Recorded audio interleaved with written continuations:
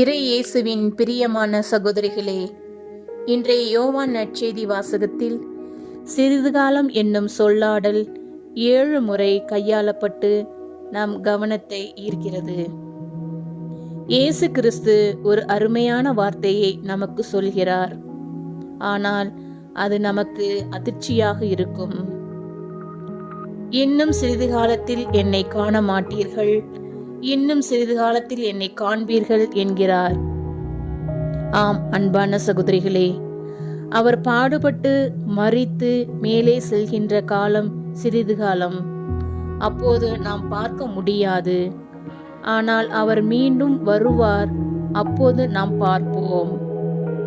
இயேசுவை நாம் காண்கின்ற போது, இயேசு கிறிஸ்து மணவாளனாக இந்த பூமிக்கு வருகின்ற போது நாம் மகிழ்கிறோம் என்பதை ஆண்டவர் நமக்கு வெளிப்படுத்துகிறார். நம்முடைய துக்கங்கள் சந்தோஷமாய் மாற இன்னும் சிறிது காலத்தில் இயேசுவை காண நம்மையே நாம் மணமகளாக அலங்கரித்துக் கொள்ள வேண்டும்.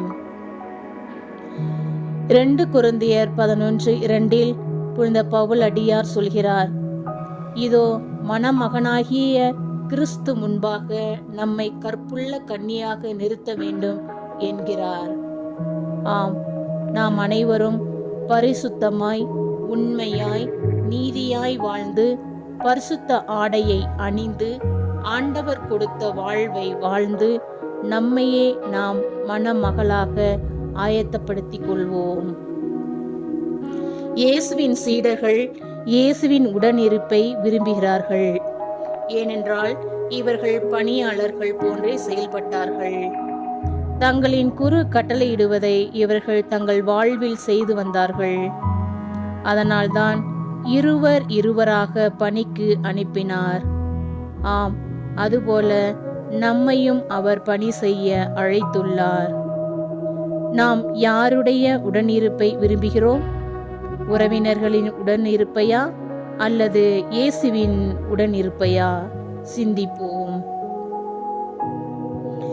இயேசு இல்லாத வாழ்க்கையை சீடர்களால் யோசித்து பார்க்க முடியவில்லை.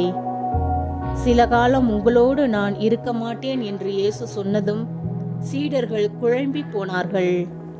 இருந்தாலும் இயேசு சீடர்களை ஊக்கமூட்டுகிறார்.